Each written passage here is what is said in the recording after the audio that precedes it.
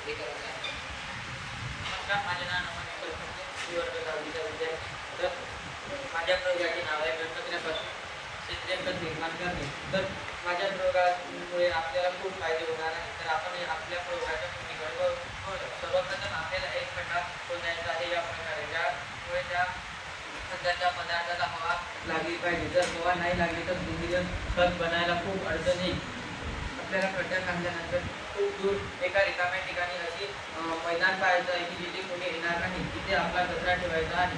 त्यानंतर आपल्या घरातून निघणारा जो कचरा आहे, जसे प्लॅस्टिक, कागद, पालेभाज्या इत्यादी कचरा या बॉक्समध्ये डब्यामध्ये म्हणजे गड्ड्यामध्ये आणून टाकायचा आहे, अशा या प्रकारे.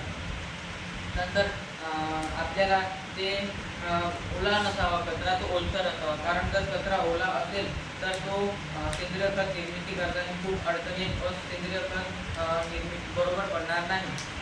तर आता आपण सेंद्रिय खत तयार करण्यासाठी ठेवले आहे, पण ते सेंद्रिय खत हप्त्यातून एकदा त्याला पलटवावे लागेल. त्याला खालचा भाग वर आणि वरचा भाग खाली या प्रकारे त्याला हप्त्यातून एकदा तरी करावे लागेल.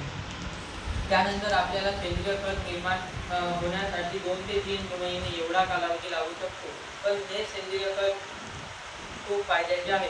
या सेंद्रिय खताचा वापर आपण झाडांना देण्यासाठी करू इच्छितो. फळांना, फुलांना यांच्यासाठी या सेंद्रिय खताचा वापर आपण करू इच्छितो.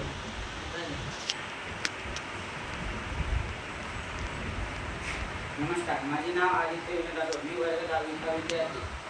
तर आपल्या या प्रयोगामुळे आपण सर्व खूप फायद्यात राहू शकतो. आपले शेतकरी बांधव या प्रयोगामुळे खूप काही उपयोगी करू शकतात.